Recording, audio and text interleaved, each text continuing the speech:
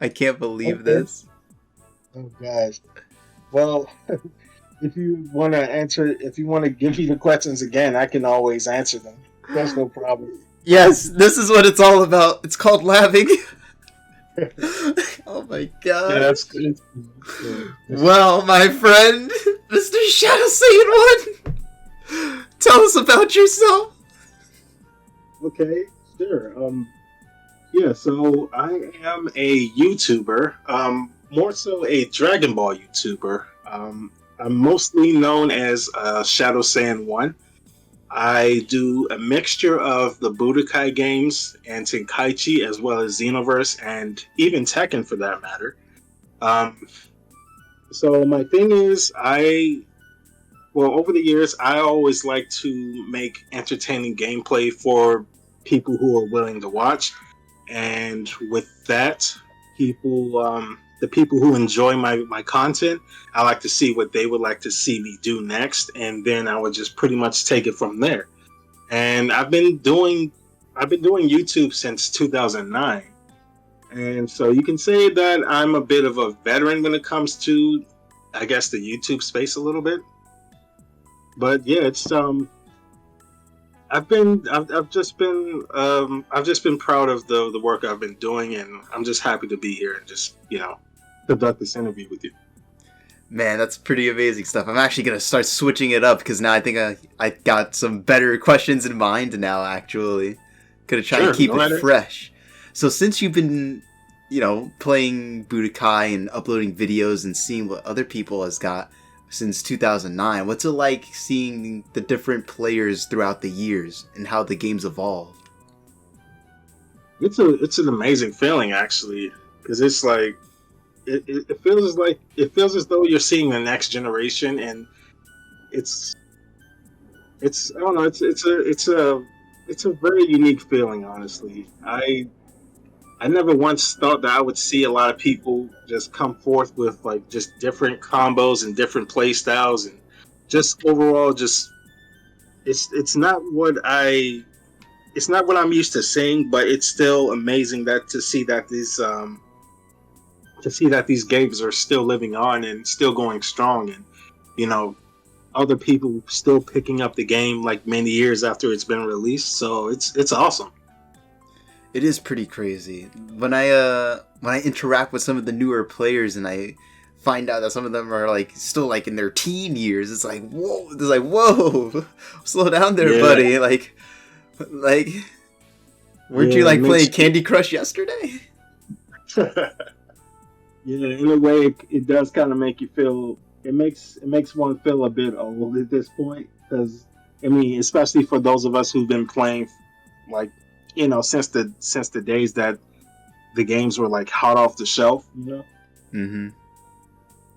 Yo, So Muro yeah, said the same thing the other day. He's like, I feel old, and I'm like, what do you mean?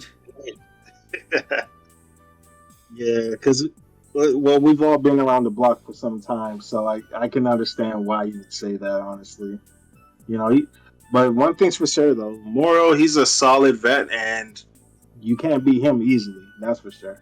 Easy. Like I have this like head canon in my brain of the different generations that I've recognized. There's like the 2000s era, like OG era. I Yeah, I keep it in my head as the Legends era because that's where the players like SJ2, Kai the King, as I just recently found out that it was pronounced because oh, he's in the Netherlands, I think. oh, Kai the King. Okay. Yeah. And Hmm. Gogeta SSJ4 666, like these like crazy players that have reached the pinnacle of execution for riv- from rivalry and no reason for some reason. They just decided, yeah, I'm just gonna be the best. It's Hmm. crazy. And then Yeah, the revitalization of the Budokai HD era, where you got all these other content creators like Nate the Great, and that's when Muro came in. yeah. And then today it's crazy because the HD era was it feels short because by 2016 that's when we started playing online with each other, and then that's like Mhm.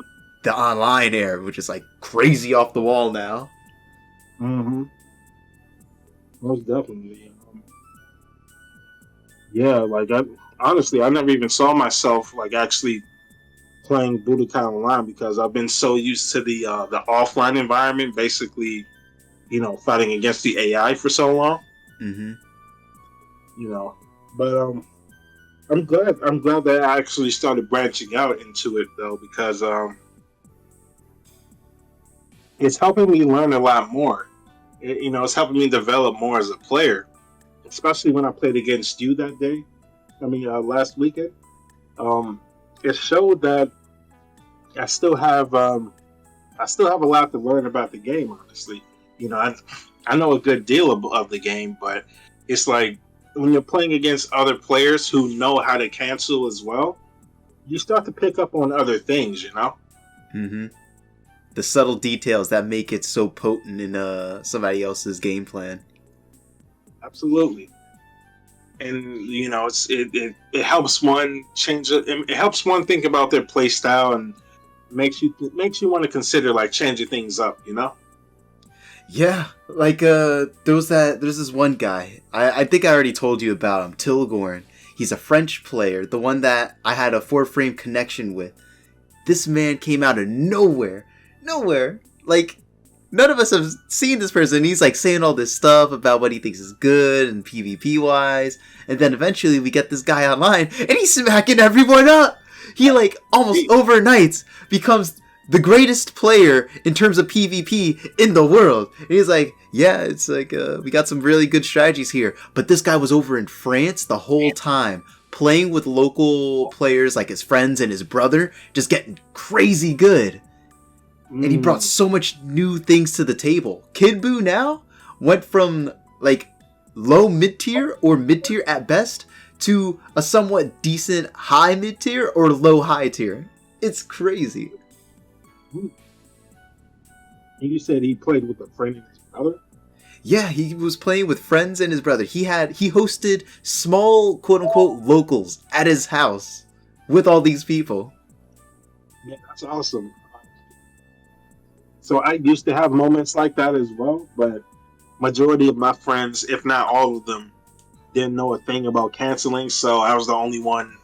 I was the all ball out, basically. Mm-hmm.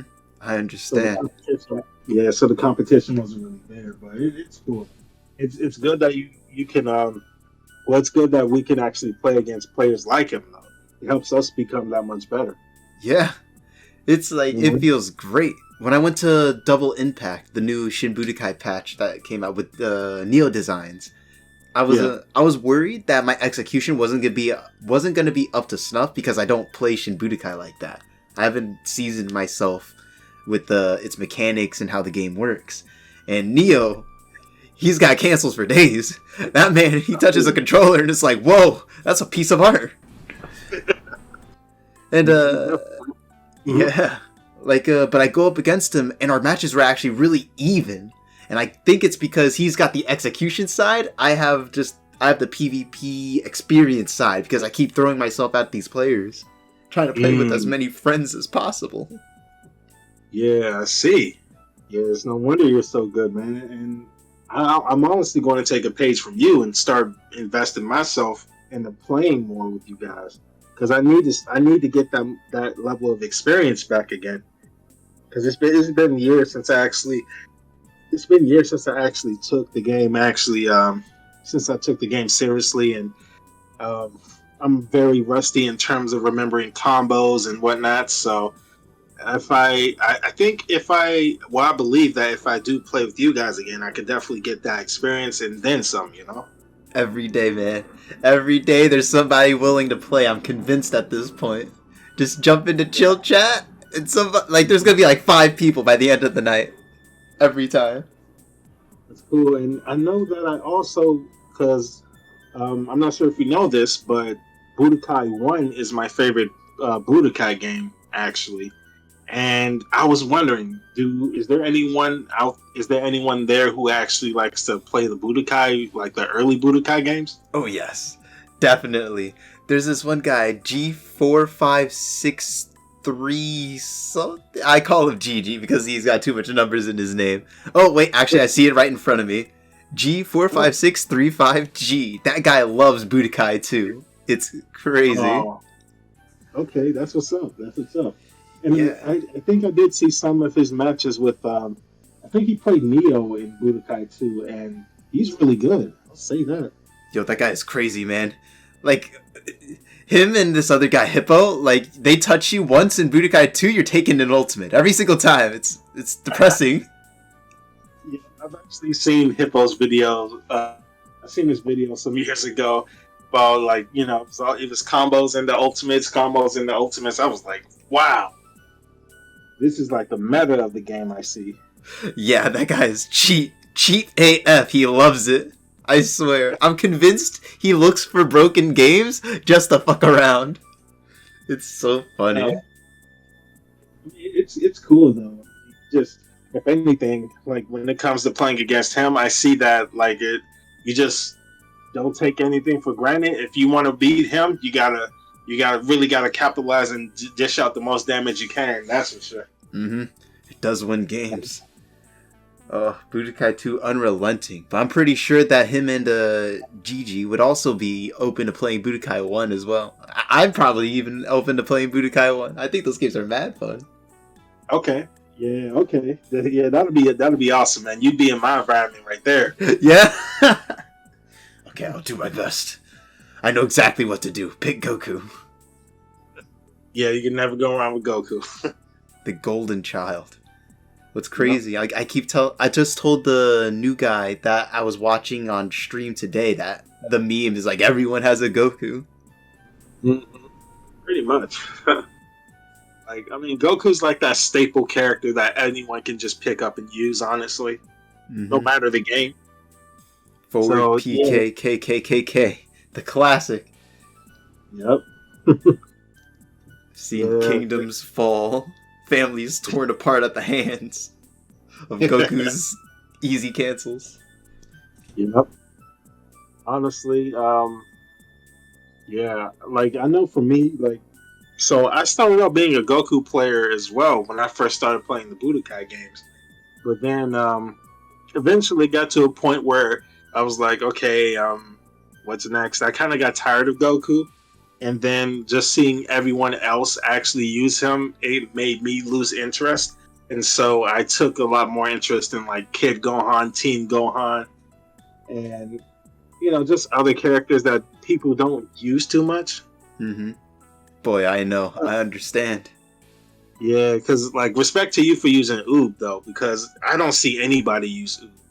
And like, you do a damn good job. I'll just say that. Man, I take very great pride in my Oob. All the sleepless nights and meditation in the moonlight. Yeah, I see that too. A lot of dedication towards that character, and like I have nothing but respect for that, man. Like one thing I really admire is that I really admire when people they go against the norm and they actually use characters that aren't normally seen. Mm-hmm. Character specialists are such a treat. Yes, absolutely. You know, like, let's see. Because, yeah, so in Shin Budokai, I remember seeing, so who was using Krillin that one time? Let's see. There was a couple Krillin players back when Krillin was meta. There was Muro, Boos, and I think those are the main two. I can't remember if Nate also used them. I think I remember seeing Boos. Was Boos fighting Moro or Sho, and it was like a set that they were doing? Let's see. I can't remember.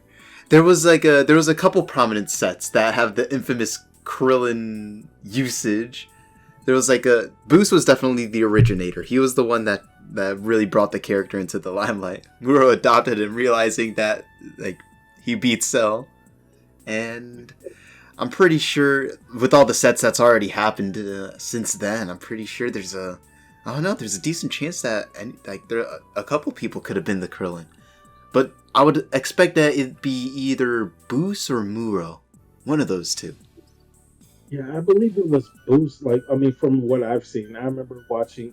I do remember it was Boost, and I think he was fighting Moro, and he was doing like combos and the combos into like Solar Flare into like the Destructo Disc finisher, and I was like, damn, that's really how he plays.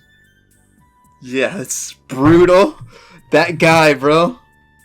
Yeah, He was the killer before Togorn. Like, this guy would touch the character and be like, "Oh yeah, I found one or two things." He's like top 3, I'd say, and then he'd just be killing everybody, bro. pretty sure the developers were really thinking about that when they. I don't know. Maybe they did, but I don't know if they really intended Krillin to be that good. I don't think so. Unruly, man, disrespectful, a force of nature, really. Pretty much. And then is it? I think Gotenks has a similar principle. Like, when it comes to Krillin's Solar Flare, you have like Gotenks, his Galactic Donuts. Don't they kind of work the same in a way? Yeah, it's even worse. Well, Galactic Donut, I guess you could say it's worse because it's like full screen if they're not moving and it's unblockable. Yeah. Oh man, if you're in a combo, forget it. Like, you're there for days. You're chilling. You can't even build a key. Like, it's over. GG's. Can you even teleport against that? I don't know. I don't know. I would hope so. Question mark. Yeah. I guess that's one big question. I'm gonna have to test that theory. By the way, is speaking of Shin Budokai though, is the double impact software, like, is the game file for that and the resources? Actually, no. Right now, because there's so many patches coming out pretty much on the daily at this point, it's staying inside the sub-thread underneath the Shin Budokai chat on the Discord, and then in the pinned messages, you'll see the download at the bottom of the pinned messages. And every time there's an update, you just re-download it from the same link. Wow, so it's getting updates that much? Yeah. It's very wild right now. So how many people are actually behind that? So technically, right now, only one person is doing the coding, actually changing the files, and that's this Nim guy. He's a modder that took what Trev had as notes with Shin Budokai, and he just started running. He started switching animations, changing properties, like yeah, man, it's insane. Wait, He where can can I literally see this? 'Cause I still have not seen a single double impact video yet, so I don't know anything about it. Show Rose and Muro have the most footage of Double Impact right now on their channels. Let's go. They have Okay, a lot. I am so there. I'm going to look at this right now. It's a very fun game. It's moving fast though, so like at least for me, I need to take a step back before I could get really serious, just in case they make any major changes too soon. But I've been playing online, bro. Oh my god, butter, bro. Yeah. So, like, how do you feel about Shin Budokai though? Is it just like, do you just prefer Budokai 3 over it, or like, what's your opinion of it? I do prefer Budokai 3, but that's only because I've put so many hours of my life dedicating practice and speed running and combo making and collab forming to Budokai 3. It's hard for me to take it off the pedestal. Shin Budokai is my second favorite Budokai game, mainly because of the competition that it offered. There's so much interaction and it's so easy to play online with. It's something that kept Budokai online alive. And I can't thank it enough. But I will say, before the Nexus mod came out, I loved the competition that it sparked. I didn't like the game itself because of how much the priority affected the combat. Yeah, you're talking about like the super armor. Mm-hmm. Like, the armor was way too rampant and broke the game, which is why Krillin and Cell were untouchable at the time. And then after Nexus took out the armor, then it became more balanced and it was fun. But I wasn't interested in playing. And now Double Impact is a lot. And that's really all I could say right now. But I love playing it. Mm. So when you say that the animations have changed, like, is there like a certain character that you know of that actually that you can actually point out? I don't know too much about the specific changes per character, but I do know that Sword Trunks, Future Gohan, and Goku period, like any transformation of Goku has changed the most since the double impact patches. Yeah, they're gonna be characters to look into. Kid Boo's feeling pretty good too. Oh, I think yeah, man, I love that character. I don't think he's that good of a character right now in terms of the game, but he feels good. I mean, hey, is that your? Would you say that's probably your main? Easy. It's the only character I play, but I wish other people would play him so that they can make suggestions to make him better. Right now, the people that are playing the game most are the ones that basically make the suggestions for the patch notes. Oh, okay. Mm-hmm. Well, that's pretty cool that there's a lot of communication between like the modder and the people who play the game the most. I think that helps make the game that much better. It's pretty cool. Right now, the game is being bounced around online play, so there's some things that may be a little crazy. Oh. Yeah. So is it going to be like a difference from offline and online? Oh yeah, definitely. The stuff that you can do offline is only limited by your imagination. The stuff that you could do online is tragedy. Well, you can do some cool stuff. Like Muro's channel shows a lot him like really pushing the combos to the next level. Him and another guy, Adrian Riven, who played in the tournaments a couple years back, also pushed the online combo execution like to its limit as well. It was incredible. Yeah, now I remember. Speaking of Adrian, I do remember seeing him. I remember seeing his. I think it was either Moro's videos or Show's videos where he first started learning the combos, and then he just gradually evolved into this unknown monster with Cell. It's like, holy shit! Like you, excuse my language. Nah, it's all good. We're all old. All right, well. He was doing some like really crazy combos, and he timed like like sometimes when you knock the opponent away far enough, you can like use a key blast to like pick them back up and then kind of continue the combo a little bit. Mm-hmm. I was like, how are you even timing that, and especially online, Bro, he literally cracked the code years ago. So what I found out about this man is that he was actually one of the best burst limit players online back when the game was still being played online on the PlayStation 3. Shoot. Yeah, and he was like, yeah, the online was much worse than this. It was crazy. Yeah. And I'm like, bro, how did... Bro, I don't know, man. That guy was a monster. Like, I didn't even think he was human. It's scary. Yeah, I've never seen anyone play that well. And I know burst limit. I have that on PS3 as well, and I do know that like it has that button lag too to it. So just imagine that is along with playing online with an already bad server. It's like how can you do that? Even Muro's like, yeah, this guy's just not human. Just an execution monster.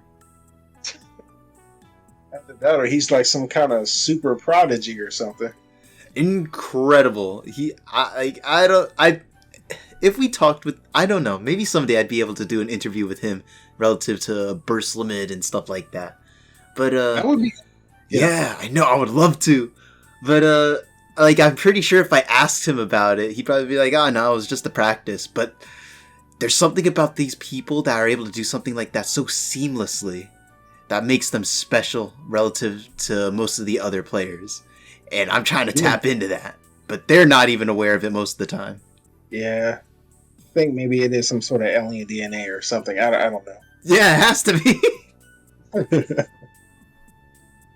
don't see any other way around it. But still, it's cool to know that we have we have awesome players like that in the community, though. Yeah, these people are scary. One thing I would really like is for just I want the Budokai community to get a lot more exposure. You know. Yeah, I got you. Yeah, because I do remember when Moro and I think Sho, they tried to reach out to like Syriax and Rhymestyle when they started the Battleground Budokai thing, and they never responded. And I was like, damn, that's kind of disappointing that they never even responded. You know. Yeah, I understand though. They're such big names. It's like they probably get stuff like that all the time. They have to filter through it, so requests and asks like get overshadowed, not because they don't want to, but because they literally have conditioned themselves to avoid like extra stuff. Yeah, I mean it makes sense. It makes total sense, especially given the amount of followers they have. Because it's like, yeah, you have to filter out all that stuff somehow, and I guess eventually it all becomes like white noise a little bit. Speaking of big names, like at what point, like during the growth of your YouTube channel, were you like, oh shit? Oh yeah. So yeah, I did start in 2009, and once I saw that my channel was gaining a little bit of traction around 2013, that was around the time I started reaching about 3,000 subscribers. I was like, yeah, I could see this working, honestly. It was interesting because I kept going with doing my requests that people wanted to see, and I started sharing it with people, and I supported other people as well, and I guess in return, people just started seeing like value in my content and seeing how different it was from your average person who would just upload any kind of gameplay. And from there, I just kind of took it a step further. Just kept on pushing, and making more videos, making batches of videos. Because I'm not sure if you remember, but there was a time where like I would have everybody list the requests that they would want to see in the comment section, and then I would make a little list of like requests that I would want to go back to and just focus on. And by doing that, I would just basically, let's just say, render videos in batches. So I would have like 10, 20, 30 videos ready for upload every week. And this was all at a time where I could really afford to just like really sit down and just like spend all day just cranking out like new videos here and there. That's passion, bro. Yeah, most definitely. It's it's the subscribers that kept me going, and it's still the subscribers that keep me going even today. I'm not able to be as active as I used to be, but they still keep me wanting to upload to the channel, so I don't want to give up on that. It is pretty like not saying that it's a burden, but it is like it's something to feel like you have people looking up to you in that regard, like, wow, like these people are watching what I do. I want to make sure they like it, like let's give them a show. Yeah, exactly.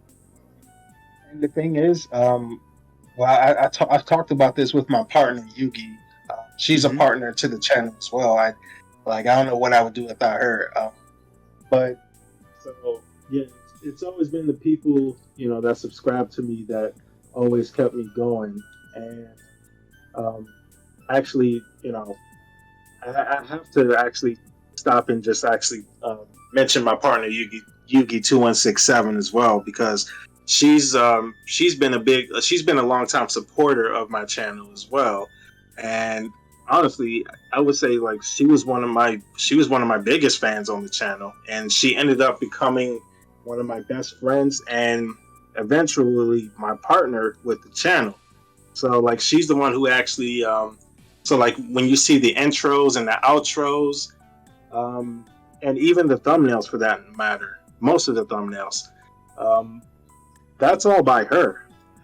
Holy smokes, dude! That's actually a backstory and a half. That's crazy. Yeah, because honestly, honestly,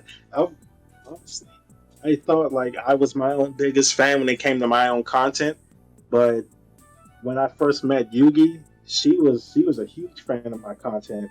Like she checked out all of my videos, even from like the early days, from like my first videos, all the way up to like what was like recent at the time. And so yeah, I was like, wow, she really likes my content. I didn't even know that there was someone out there who would really enjoy it. But lo and behold, I found someone who did, and you know, we just started. We clicked, and we just started to become best friends, and we just started working together on the channel, and the rest was kind of history. This was around like 20, I would say 2015, 2016, maybe. Dude, that's crazy. That's intense. All the way, like, watched, like, all the videos? How does that feel? It's a very humbling experience. Like I never thought that anyone would even dare go back to watch those videos, honestly. But yeah, I'm just very appreciative that there's people out there who actually enjoy what I do. You know, um, I've always prided myself on being unique and different, but just to know that there's people out there that really do actually just stop and take the time to watch every single video because they really do enjoy it. It's like a really good feeling, man. And I just don't know how to truly express my gratitude. That's pretty incredible. I would hate it if people went back to watch my videos. I'm so embarrassed by some of them. Like, I have so many privated videos because it's just like, whoa, this is way too cringe. I'm gonna get smoked. This is a long time ago, back when Kai, my brother Kai Arashi, we just started hanging out because my dad met his mom, and he started doing YouTube videos, and one of his old YouTube videos was like, let's see, I think it was of this game called Peggle, which was a free game on Xbox or PlayStation at the time, I don't know. But after a couple of years, I put on that video, and it opens up with, "Hello YouTube, this is Peggle," and he wanted to turn off the video so badly that as he was running to the TV to turn it off, he inadvertently kicked the laptop that he was using and broke it right in front of my face, like just 5 seconds into the video. Oh, he was that embarrassed? Yeah, man, he's like, "No, I can't have this." Did he end up deleting it or anything? I think it's still up there, and I might make fun of him with it later, now that you mention it. Yeah. I mean, hey, we all start from somewhere, and then once you look back on it, it's kind of like you feel a little bit of embarrassment, but I think it just shows like just humble beginnings and just it shows where you started from versus like where you are now, and I like seeing that kind of progress though. It's very inspirational. When you look back and you see your old videos, at the level of skill that you were then, how much better do you think you could push yourself now with the knowledge that you have available to you? I believe I could push myself very, very far, honestly. I mean, there's just so many options now. You still, we didn't have Discord at the time, like 2009. And, online play wasn't very much a thing. It was a thing in a way, but very complicated. And honestly, today, I believe that I could actually just really push myself to even greater heights if I really do, apply myself and if I really put in that time. But that's kind of the problem. It all boils down to time, and as the years progress, you get older and more responsibilities get stacked on you. So it's kind of difficult, but I still want to give it a shot, though. Because there's no limit to what we can do at this point. Yep. like it's a natural tendency for us to always want to keep getting better, but the responsibilities do come into play. Yeah, absolutely. Absolutely. Like not too long ago, I moved out to my current apartment, and recently I had to stop playing Budokai during the weekdays because I would literally stay up till 2 a.m. in the morning playing Budokai, trying to see if I could do something, and I only get 3 hours of sleep before work. See, I'll be honest. I do miss those days where you could just, when you were younger, you could just afford to just really just stay up late and just play video games as long as you want. Like you said, you got to balance it out with work and other things, even family if you have like kids or something. But that's something that's pretty cool. As a lot of the older Budokai players get, a little bit older in the years, a lot of them in their early 20s all the way up to like, mid 40s with some like old school fighting game players that happen to play Budokai. It's like it's nice to see that the general Budokai player base is very mature. Like I don't see that kind of disdain for games that's not Budokai or Tenkaichi like that, how there was before, like how you mentioned when I was not recording you. Sadness. It's cool. The community has changed from being somewhat divided to what it is now. Oh yeah. So so like back then there was always some sort of divisiveness within the community, when it comes to certain games, Budokai, Tenkaichi, Raging Blast. People would just kind of downplay one game and hold one game above all other, like it's like the second coming of Jesus. Mm-hmm. But I'm just happy to see that at this point it definitely has changed. The community is at a better point right now. Mm-hmm. And that's what I'm all about. Like that's what I love to see. I love to see people like, I guess harmony is the right word, but I like to see everyone just kind of just enjoy the games that they enjoy. If it's like, if it's Budokai, enjoy Budokai. If it's Tenkaichi, enjoy Tenkaichi. Battle of Z, Xenoverse, whatever. Just you do you enjoy it. And I'm just really happy to see that there are people out there who are open-minded enough to actually, accept differences like that. Yeah, I will say, if there wasn't so much different preferences inside the community, I would still be like, oh yeah, I'm never gonna play Tenkaichi, or I'm never gonna play such and such game, or I think that game is trash because of this reason. And then I realized, wait a second, if I go around saying that, I'm gonna get jumped. They're all valid. Yeah. They all got their own flavor. It's pretty cool. And that's the thing. What the developers have been doing, they've all been doing. So they've been exploring different avenues, different styles, and different ways to make the Dragon Ball games, still interesting. Mm-hmm. So like, I'm not sure what your opinion is on the game called like The Breakers. I'm not sure if you heard about that one. The Breakers.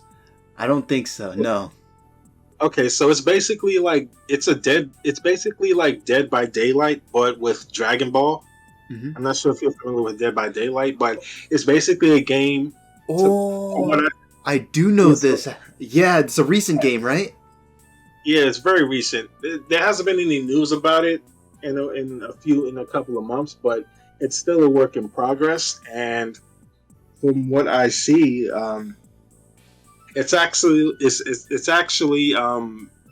shares the same universe as Xenoverse. So both of those games are actually going to collab in a way.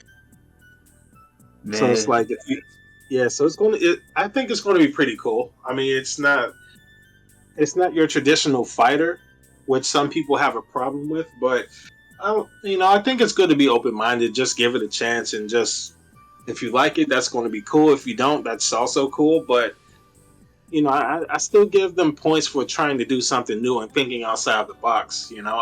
I'm always open to trying something different. Yeah, like when I found out that was gonna be a survival scenario during the Cell Saga, I'm like, holy crap, this is insane! Like, it's something so different from a Budokai. I was about to say a Budokai IP, a Dragon Ball IP, where it's generally it's a fighting game or it's a card game.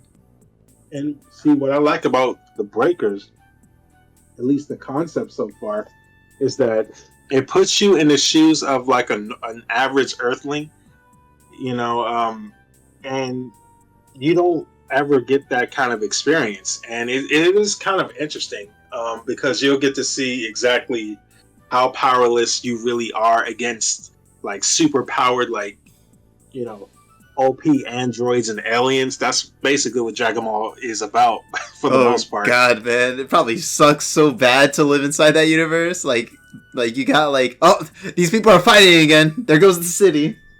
Yeah. Yeah, there goes my my house and shit. It's like, gee, thanks, awesome. I don't even ask for this. I say all the time. Like, if I live in like if I live inside of a city or a town that happens to have any kind of superhero, there's gonna be some crazy nutjob that's gonna try to be a supervillain, and I'm not trying to have that. Like Metropolis, I'm not there. You're not gonna see me in Gotham. You're not gonna see me in New York if there's a Hulk there, man. Like, forget that. You gotta have Deathwish to live there. I know, it's like, why is everything happening around New York City in the Marvel Universe? That's actually crazy. I have no idea. That makes you brought a very valid point. It's like New York City is the focal point of everything almost. Yeah, like, I'm moving to Kentucky. Like, ain't nothing bad happening over there, I hope. I swear. If anything, I haven't heard anything about Kentucky, so I think you're good. Gonna be the Kentucky superhero. It's gonna be Corn Man. I'm gonna be like, no, not Corn Man. You have me thinking about like SpongeBob enemies, like the Dirty Bubble and all that, all those funny names. Honestly, Yeah, I want to live in that universe where the worst thing I have to deal with is like Plankton and Man Ray. oh shit, Man Ray! Now that's a name I haven't heard in ages. He's actually goated. I don't care. He's C-goated. He's definitely one of the best. And honestly, I can't remember any of the other villains that were in that show, but it's quite a few, I'm sure. Something about SpongeBob just sticks with people. Even me and my roommate, we watch SpongeBob every now and again. We just start dying. Mm-hmm. That show is irresponsibly funny, dude. Yeah. Do they still make new episodes or what? I know they are. I hear it for a really long time it was garbage, but I hear now that recent episodes aren't as bad, but it doesn't match the same charm as the first 3 seasons. Yeah.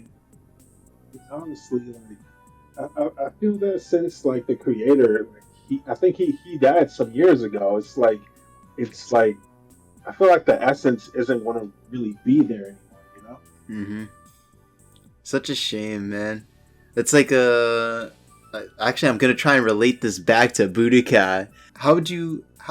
What's your thoughts on a purist mentality for the Budokai games? Like, we can only play the games how it was meant to be, vanilla. We shouldn't be patching it. We should be trying to change things.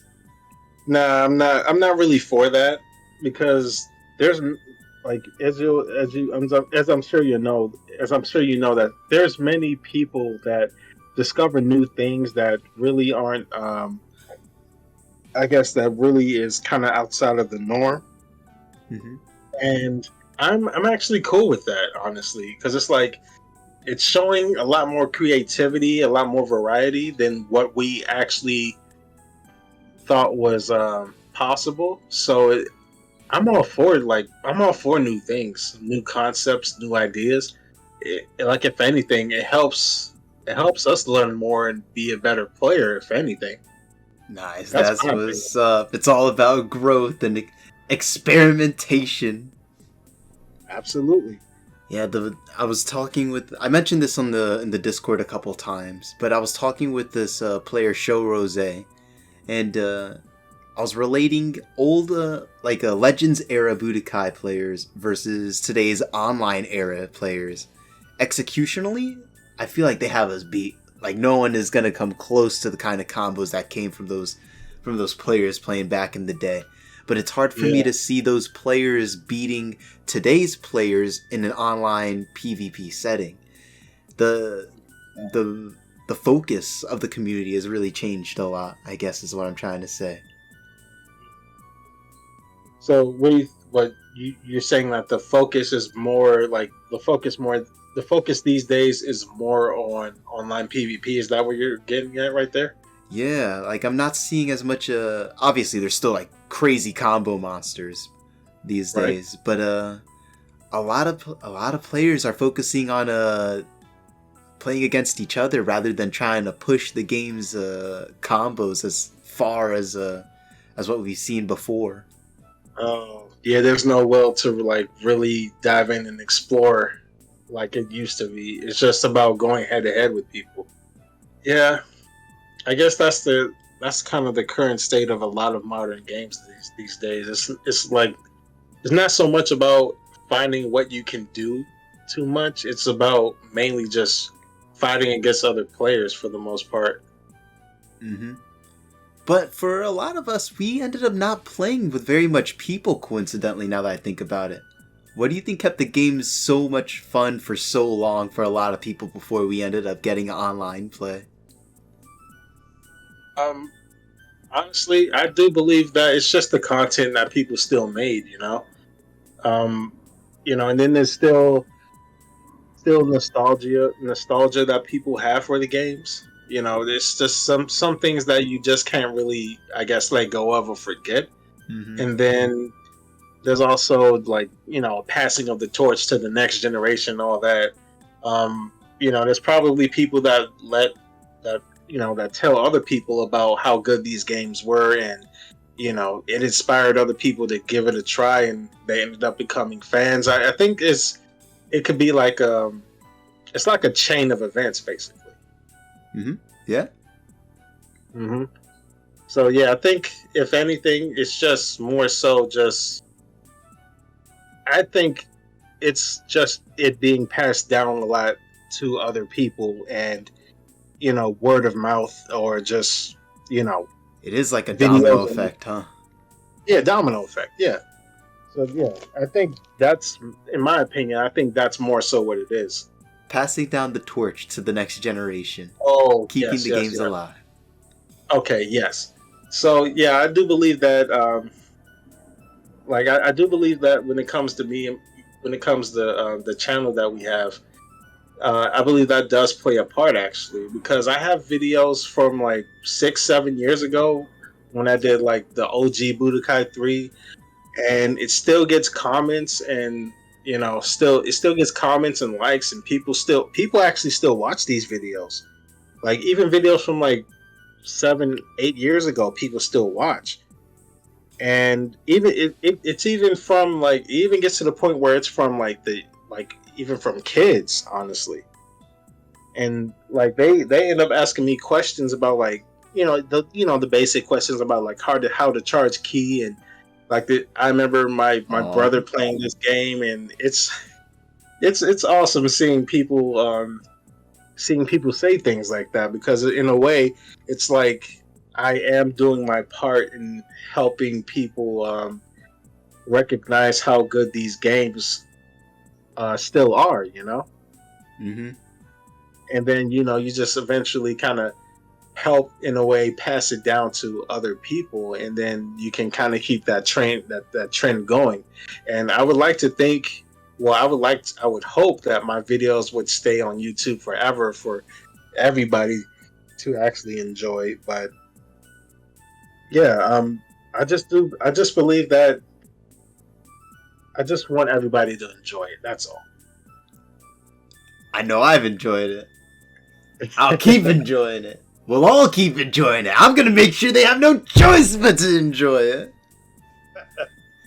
Any last words?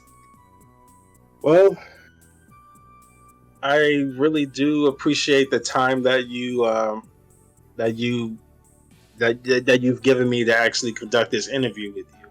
It's been a great time, and to anyone out, well, to everyone out there who's listening to this, I really do hope you guys, look into Budokai, give it a try if you're new to it or haven't heard about it. It's a really great game. Same with Tenkaichi and other games as well, for that matter. And I hope that we can do this again sometime. Awesome. I can't wait for part 2, man. Oh, and one last thing. If you have one piece of advice for the new players that would want to get into the game because of you, what would you tell them? Well, one piece of advice would be to don't get discouraged, actually. Because I'm sure that there will be moments where it could be a little bit frustrating when it comes to dealing with your opponent, be it the AI or an actual person.